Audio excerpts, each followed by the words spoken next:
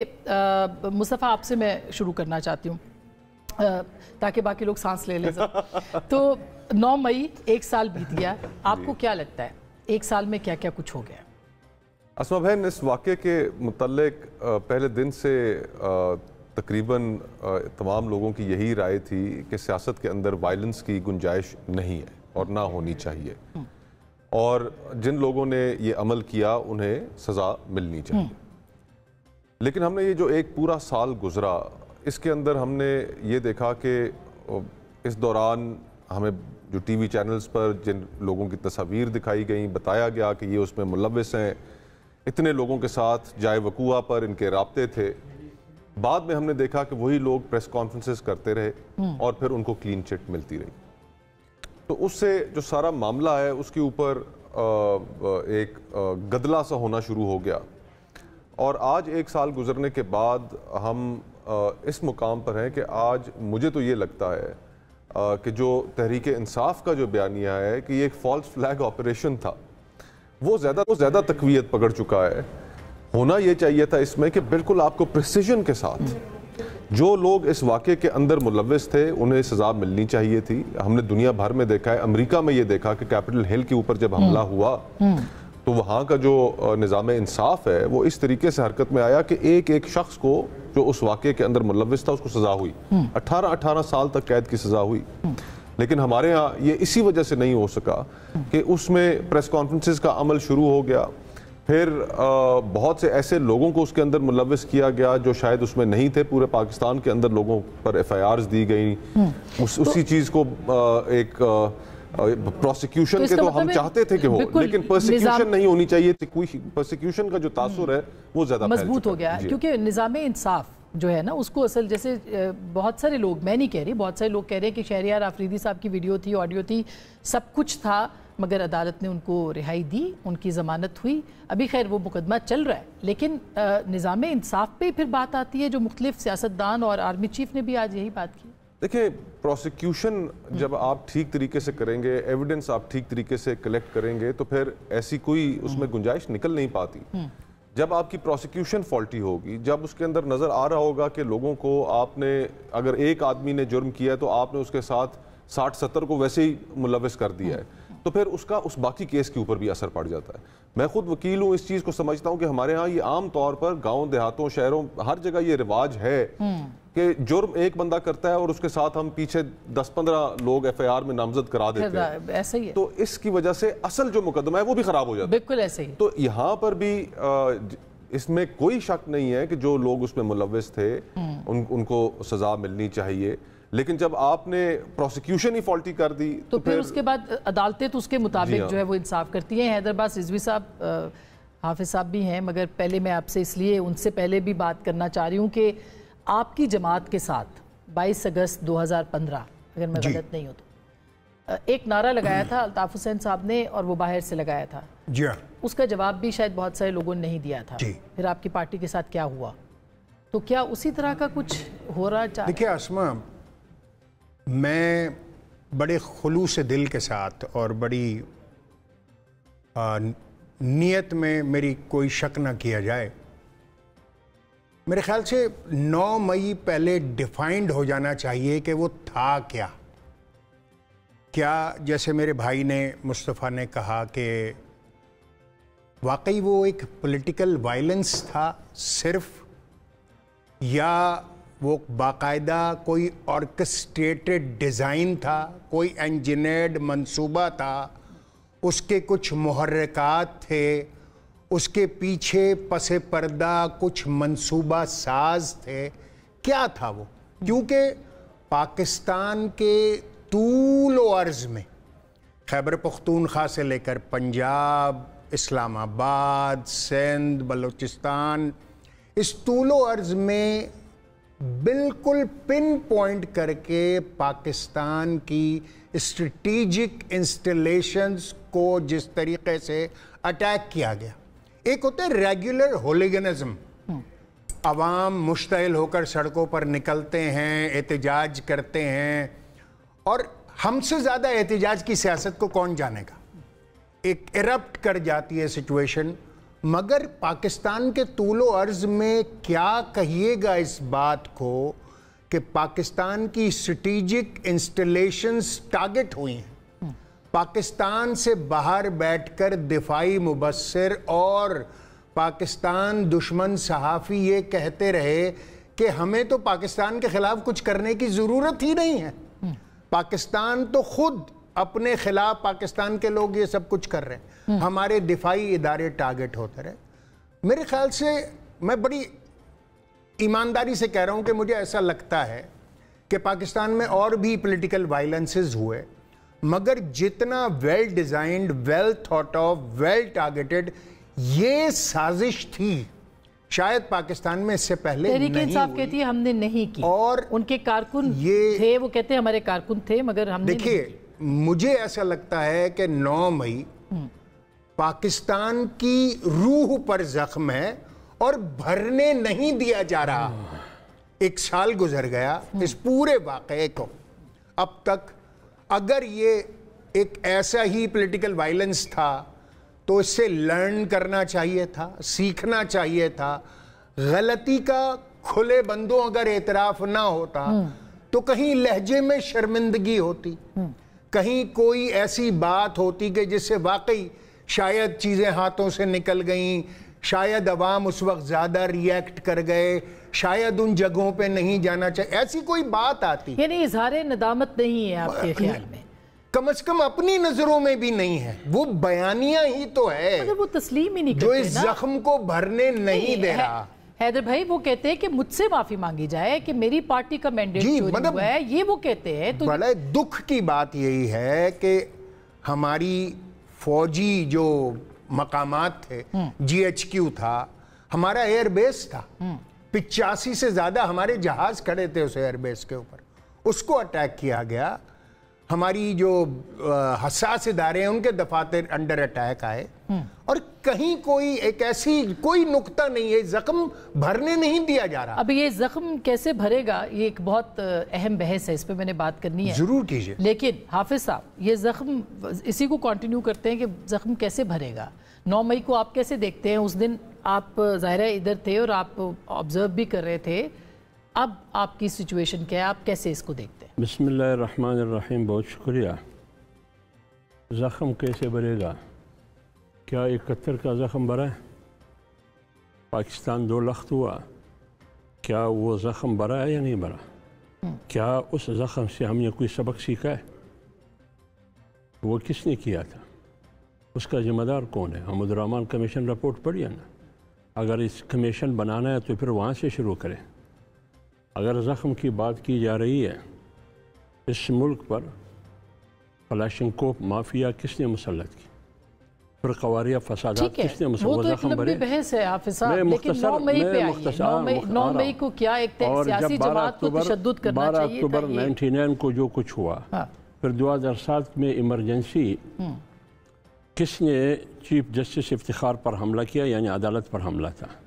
کیا وہ زخم بھرا؟ آرمی پبلک سکول کا زخم بھرا؟ ٹھیک ہے نا. یہ بہت سی چیزیں. 5 اگست جو کشمیر انڈیا ہڑپ کر کے گیا, اس میں کون کون شامل تھے, کیا وہ زخم بھرا؟ وہ یوم سیاہ کہاں چلا گیا؟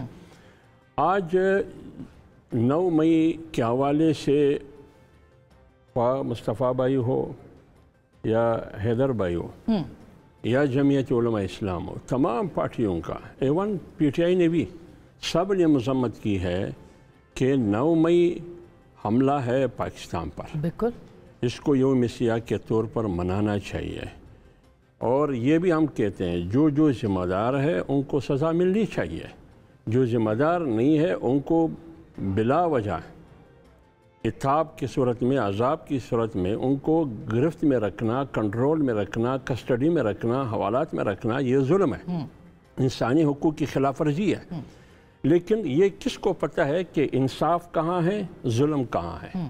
یہ فیصلہ کون کرے گا؟ عدالتوں کا. ایک سال دیکھیں, عدالتوں کے بارے میں اگر آپ سوال کرتے ہیں تو آج تک 1 سال ہوا, آج تک یہ فیصلہ نہیں ہوا کہ ملٹری کورٹ کا آئین میں جواز ہے یا نہیں ہے. وہ تو اسٹے اس پہ ہوا ہوا ہے, لیکن اس کا حل کوئی نہیں نکالا گیا کہ کدھر جانا چاہیے تھا. تو جب آپ کا پروسیس یہ آج تک معلوم نہیں ہے کہ یہ آئینی ہے یا غیر آئینی ہے. یہ سوال تو پرسوں DGI نے بھی کیا. یہ قانونی ہے یا غیر قانونی ہے. یعنی سپریم کورٹ اس کو میں بے بسی سمجھوں یا لا علمی سمجھوں؟ کیا سمجھوں اس کو کہ آج 1 سال گزرنے کے ساتھ ساتھ فیصلہ نہیں ہوا ہے. صرف تصویریں دکھانا, آگ جلاتے ہوئے روڈوں پر دکھانا, یہ ہوا وہ ہوا یہ ہوا وہ ہوا, لیکن 1 سال میں ہوا کیا؟ کچھ نہیں ہوا نا. تو اس لیے میں کہہ رہا ہوں پھر کیا کس نے؟ آپ پی ٹی آئی پہ کہتے ہیں کہ پی ٹی آئی نے کیا ہے اور اس کا ماسٹر مائنڈ آپ ڈکلیئر کرتے ہیں بانی ہے پی ٹی آئی. تو بانی پی ٹی آئی کو پروموٹ کس نے کیا؟ بانی پی ٹی آئی کو اقتدار میں لایا کس نے؟ 25 جولائی 2018 کو ملک پر مسلط کیا کس نے؟ 2014 سے پھر کر لیتے ہو آنورڈز ہم ساری دھرنے سے لے کے اب تک ہمیں کوئی اعتراض نہیں, ہمیں کوئی اعتراض نہیں ہے, بالکل جہاں سے بھی شروع کرنا ہے وہاں سے شروع کر لیں. مگر کیا تشدد کی آپ سیاست میں تشدد کے عنصر آپ خود پالیٹکس آف اسٹوڈنٹس کے میں نے کب کہا؟ میں نے جب 9 مئی کی مذمت کی تو اس کا مطلب یہ ہے کہ میں تشدد کی سیاست پر یقین نہیں رکھتا. اگر 9 مئی کو تشدد ہوا ہے جو کہ ہوا ہے, کس نے کیا ہے؟ اس بندے کو تربیت کس نے دی؟ اس میں ہوا کس نے بری؟ بالکل یہی اس سے پوچھا جائے گا نہیں پوچھا جائے گا؟ مطلب میں یہ بالکل صحیح بات ہے خرم صاحب, آج آپ حکومت میں ہیں, سب مطالبہ کر رہے ہیں, حکومت بھی مطالبہ کر رہی ہے, ISPR سے بھی مطالبے کی بات ہو رہی ہے, آرمی چیف بھی کہہ رہے ہیں کہ بھئی آپ کریں انصاف, عدالتیں بھی ابھی انصاف مانگ رہی ہیں. مطلب کس کا فیلئر ہے یہ؟ نظام کا فیلئر ہے, نظام انصاف کا فیلئر ہے, کس کا فیلئر ہے؟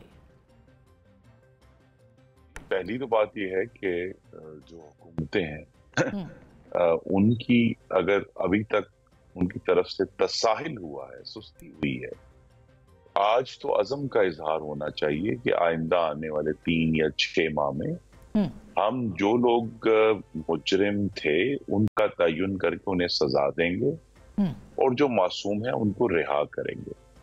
اس میں حکومت بھی شامل ہے, یعنی استغاثہ بھی شامل ہے, اس میں ہمارا عدالتی نظام بھی شامل ہے, اور اس کے اندر 2 اور جو آپ کہہ سکتے ہیں ایکٹرز بھی ہیں.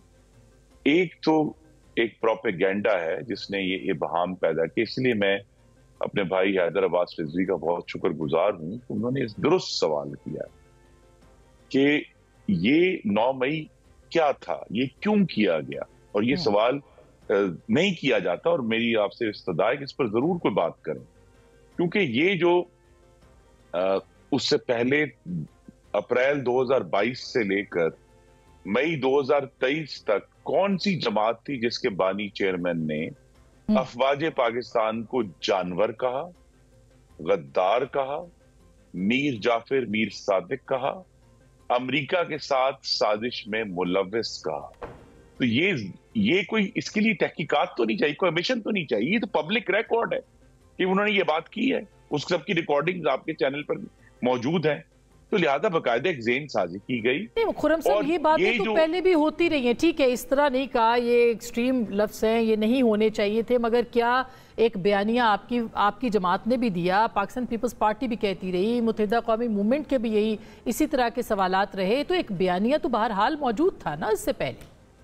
نہیں جی دیکھیے, یہی تو میری آپ سے استدعا ہے کہ یہی آپ نے امتیاز کرنا ہے سیاسی جماعتوں میں اور فاشزم میں, کہ سیاسی جماعتیں یہ کہہ رہی ہیں اور ہم یہ کہتے رہیں گے کہ افواج پاکستان کو اپنے آئینی رول میں محدود ہونا چاہیے, ان کا سیاست میں کوئی کردار نہیں ہونا چاہیے, لیکن ان کو جانور ہم نے نہیں کہا, ہم نے کبھی غدار نہیں کہا, کیونکہ یہ جو جتنی آپ متشدد زبان استعمال کرتے ہیں وہ پھر وہی تشدد جو آپ کی زبان میں تھا, اور یہ باقاعدہ اس کی دھمکی دی گئی تھی کہ اگر مجھے گرفتار کیا گیا تو ملک میں آگ لگ جائے گی, وہ آگ لگی, تو لہذا وہ اپنی ذمہ داری سے کسی بھی طرح بھاگ نہیں سکتے. انہوں نے, اور یہ بھی حیدر صاحب نے بالکل درست کہا کہ سوچ سمجھ کر یہ آگ پورے ملک میں لگائی گئی. میں آپ کو کم از کم چونکہ گجرانوالہ میں موجود ہوں, گجرانوالہ ضلع میں جہاں جہاں مختلف اس دن احتجاج ہو رہے تھے, سپہر کو ان کو کہیں سے یہ حکم آیا کہ سب لوگ اپنا احتجاج جہاں کر رہے ہیں اس کو اٹھا کر کینٹونمنٹ میں, راولی کینٹونمنٹ کے باہر لے آئیں اور وہاں اپنے احتجاج کو فوکس کریں. تو لہذا یہ کوئی حادثاتی طور پر نہیں ہوا, اور میں آج بھی یہ سوال کرتا ہوں کہ بھئی ریڈیو پاکستان پشاور کو آگ کیوں لگائی, یا وہاں پشاور کی غلہ منڈی میں 150 جانور زندہ جلا دیا، اس کا مطلب یہی ہے کہ یہ ایک باقاعدہ سرکشی تھی، یہ باقاعدہ طور پر آج پرائم منسٹر نے یہ کہا ہے، پہلے بھی کہہ چکے ہیں کہ یہ ایک بغاوت تھی، آپ بھی کہہ رہے ہیں کہ بغاوت تھی، اگر بغاوت تھی تو ظاہر ہے کہ آرمی چیف کے خلاف بغاوت تھی، مگر مسئلہ یہ ہے کہ اس کے کوئی ثبوت تو ہوں گے نا سر؟ آپ کب تک 9 مئی کو صرف یہ بتائیں گے کہ بس 9 مئی ہوا ہے؟ اس کے کچھ نہ کچھ ثبوت ہوں گے، اس کا کوئی طریقہ کار ہوگا۔ جی طریقہ کار ایک بلا یعنی انڈائریکٹ طریقے سے، اگر میں آپ کو یاد کروں، اگر آپ کے پاس وہ فوٹیج موجود ہے تو ضرور چلائیں، کہ ابھی کچھ ہفتے پہلے D G I S P R نے باقاعدہ ایک پبلکلی اعلان کیا تھا کہ ہم نے اپنے اتنے افسروں کو پروسیکیوٹ کیا ہے، جس میں ایک لیفٹنٹ جنرل بھی تھے، بریگیڈیئرز بھی تھے، میجر جنرل بھی تھے۔ کل بھی انہوں نے بتایا پریس کانفرنس میں آن پبلکلی کہا، تو لہٰذا اس کا مطلب ہے کیا یہ حادثہ تھا؟ کہ یہ حادثاتی طور پہ یہ سب جو ہیں ایک ادارے کے اتنے سینئر افسران جو ہیں ان کے خلاف تعدیبی کارروائی کیوں کرنی پڑ گئی؟ تو لہٰذا یہ ایشوز بڑے واضح ہیں، اور پہلا جو حکومت کا کام ہے، اس سے قطع نظر کہ ہم اس کی لارجر جو سیاسی سگنیفیکنس ہے اس کو دیکھیں، یہ قوم کو بتائیں بھی، نمبر 1 کہ شہیدوں کے مجسموں کے سر توڑنے، ان کو جوتیاں مارنے اور ان کو آگ لگانے کا کیا مقصد ہو سکتا ہے پاکستان میں؟ میاں والی ایئر بیس پر حالیہ دنوں میں صرف 2 لوگوں نے حملے کیے ہیں، پاکستان تحریک انصاف اور تحریک طالبان پاکستان۔ تو لہٰذا یہ بڑا سنجیدہ معاملہ ہے، اور جو میری سب سے بڑی استدعا ہے جو آج میں چاہوں گا آپ کے توسط سے کروں، وہ یہ ہے کہ 9 مئی سیاسی احتجاج نہیں تھا جس کو آئینی تحفظ حاصل ہے۔ جب آپ تشدد کی لائن کراس کریں گے تو پھر آپ کے اوپر جو ہے وہ بغاوت اور سرکشی جیسی چیزوں کا اطلاق ہوگا، اور یہاں یہ ضرورت ہے بغاوت اور سرکشی جیسی چیزوں کا اطلاق ہوگا، اور اس کی کیونکہ مصطفیٰ صاحب آپ کے بڑے قانون کے ماہر ہیں، یا ہمیں اپنے قانون میں نئی ٹرمز کی ضرورت ہے، سیڈیشس کنسپیریسی کی ضرورت ہے، ہمیں ضرورت ہے کہ ہم انسرجنسی کا لفظ استعمال کریں، کیونکہ جو غداری ہے وہ ٹریزن اور ہائی ٹریزن ہے، یہ ٹریزن ہائی ٹریزن نہیں تھا، یہ انسرجنسی تھی، یہ سیڈیشس کنسپیریسی تھی۔ اچھا، اب یہ چونکہ ابھی بریک لینی ہے، مگر میں مختصر دونوں سے لے لوں، پھر میں حافظ صاحب سے پوچھوں گی، کیا یہ بغاوت اور سرکشی تھی؟ تاریخ میں جب بغاوت ہوتی ہے، سرکشی ہوتی ہے، اس کا انجام کیا ہوتا ہے؟ اور ناکام بغاوت، انگریزی کی ایک کہاوت ہے، اس کا ترجمہ کچھ یوں ہے کہ جب بادشاہ کی طرف نشانہ لو تو اس چیز کا خیال رکھو کہ پھر تمہارا وار خطا نہ جائے، کیونکہ پھر اس کے بعد جو ہونی ہے وہی اس وقت ہو رہی ہے۔ آپ کو لگتا تھا کہ یہ نشانہ خطا گیا؟ نشانہ بالکل خطا گیا۔ آپ دیکھیے، جو D G I S P R نے بھی اپنی پریس کانفرنس کے اندر، جس کی طرف خرم بھائی نے بھی اشارہ کیا کہ اتنے افسران کہ ہم نے اپنے ادارے میں سے فارغ کیے، اب کنفیوژن تب آگے مزید اس لیے بڑھ جاتی ہے کہ کیا وہ لیپس آف ڈیوٹی کی وجہ سے فارغ ہوئے، یا وہ کسی سازش کا حصہ تھے تو اس وجہ سے فارغ کیے گئے؟ یہ باتیں سامنے آنی چاہیے۔ ایک طرف وزیر اعظم ملک کا کہتا ہے کہ بغاوت تھی، تو بغاوت کس کے خلاف تھی؟ اگر فوجی افسران فارغ کیے جا رہے ہیں تو وہ بغاوت ظاہری بات ہے وزیر اعظم کے خلاف تو نہیں تھی۔ تو یہ اب جب آپ یہ چاہیں کہ آپ چیزوں کو چھپا کر بھی رکھیں، پوری بات کو بھی سامنے نہ لے کر آئیں، پھر آپ یہ نہیں، ہمارے انٹرویو میں انہوں نے کہا کہ یہ آرمی چیف کے خلاف تھی، یہ کہا تھا۔ دیکھیں آپ اگر یہ کہہ رہے ہیں تو اس چیز کے ثبوت سامنے لے کر آج بھی، بلکہ انہوں نے بغاوت کی بات۔ آج مجھے یہ بتائیے، آج 1 سال گزر گیا ہے، کیا ہمارے سامنے کوئی ایسا ثبوت موجود ہے جس کی بنیاد پہ ہم کہیں کہ ہاں یہ بغاوت جو وزیر اعظم کہہ رہے ہیں اور لوگ کہہ رہے ہیں، یہ آرمی چیف کو ان کا تختہ الٹنے کے لیے ایک سازش تھی اور اس کے اندر یہ فوجی افسران شامل تھے؟ حیدرآباد صاحب، یہ ویلڈ کوسچن ہے کہ اگر یہ، جو کہ ظاہر ہے کہ بغاوت تھی، آخر ایک لانگ مارچ ہوا تھا آرمی چیف کی تعیناتی کو روکنے کے لیے، یہ بھی سب کو معلوم ہے نا یہ بات، میرے خیال ہے ہم سبھی جانتے ہیں، بالکل جانتے ہیں۔ تو پھر جب یہ ساری ایک بن رہی تھی چیز، تو پھر اس وقت کیوں، کیسے معاملات یہاں تک پہنچ گئے؟ میری بہن، یہاں پر میں ایک اور معاملے سے ایک مثال قائم کرنے کی کوشش کروں گا۔ گزشتہ ہفتے کراچی میں شہید ہونے والے ایم کیو ایم کے ایک سابق ایم این اے علی رضا عابدی کے مجرموں کا فیصلہ آیا، جی بالکل، جس میں 4 سہولت کاروں کو 2 بار عمر قید کی سزا دی گئی، مگر نہ قاتل پکڑا جا سکا، نہ منصوبہ ساز پکڑے جا سکے. تو وہ ہوا میں فیصلہ تھا. تو وہ جو فیصلہ ہے وہ سہولت کاروں کے حوالے سے کسی بلال نام کے آدمی کا ذکر ہے کہ اس نے گولی چلائی اور باقی جو اس کے ہینڈلرز تھے یا اس کو جو سپورٹ کر رہے تھے, موٹر سائیکل چلا رہے تھے, وہ گرفتار ہوئے. یہاں پہ بھی یہی مسئلہ ہے کہ اس پوری 9 مئی کی اول تو لوگ اس کو سازش ماننے کو ہی تیار نہیں ہیں, حالانکہ یہ پاکستان کی سالمیت کے خلاف سازش تھی. میرا کنوکشن ہے کہ یہ تھی, اور اگر یہ تھی کنوکشن پہ تو کام نہیں چلتا تو اس نہیں جو محرکات سامنے آئے ہیں. دیکھیں اتفاق یہ ہے کہ 9 مئی کو میں اسلام آباد میں ہی تھا, میں سڑکوں پر گھوم رہا تھا, جو صورتحال تھی میں اس کا چشمدید گواہ بھی ہوں. تو جو میں نے صورتحال دیکھی اس میں اس پوری سچویشن کے جو پورے پاکستان میں بیک وقت ہو رہا تھا اس دن, اس کے محرکات کیا ہیں اور پس پردہ منصوبہ ساز کون ہے اور ان کے خلاف کیا ہو رہا ہے یا وہ کیا کہہ رہے ہیں. ظاہر ہے کہ تحقیق کرنا میرا یا مصطفیٰ کا یا حافظ حمداللہ بھائی کا کام نہیں ہے. جو تحقیق ہو رہی ہے وہ کیا ہے, کیا اس سازش کی کوئی بے کنی ہوگی, کیا اس کے منصوبہ ساز کبھی سامنے آئیں گے, تو پتہ چلے گا کہ یہ کتنی گہری سازش